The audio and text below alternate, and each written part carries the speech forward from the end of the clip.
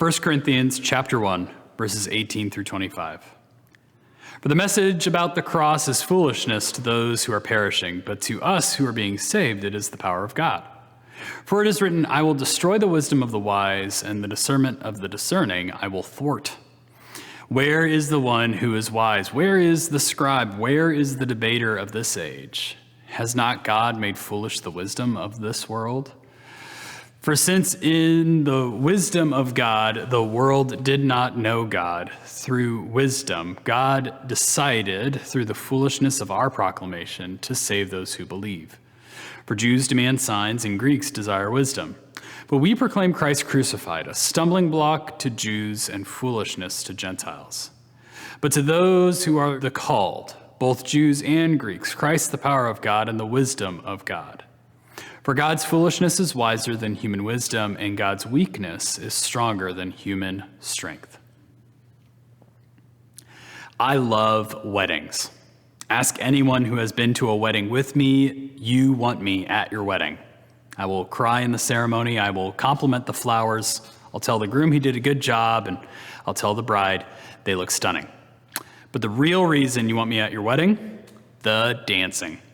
You know that terrible moment when the DJ invites everyone to the floor and no one wants to go out there? Well, if you invited me to your wedding, you wouldn't have one of those. I am the first to arrive on the dance floor and the last to leave.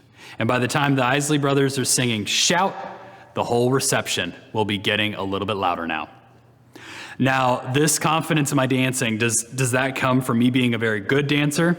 Absolutely not. It comes from this deep and abiding feeling of absolutely not caring if I look ridiculous. Ever since I was a ring bearer, I have never been concerned about looking foolish at weddings. A few songs in and I've got my tie around my head and I've sweat through my jacket.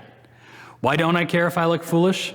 Well, having been to my fair share of weddings and having one of my own, I have noticed a few things about weddings. They are meaningful and important events.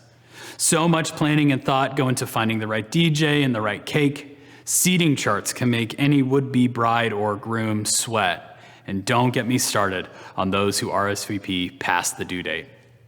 All of this stress got me thinking, aren't weddings supposed to be parties? By the time everyone gets to the reception, the anxiety of making sure everything is just right fills everyone's shoes with gravel. So my job is to make sure that we all get to dance to something other than the electric slide.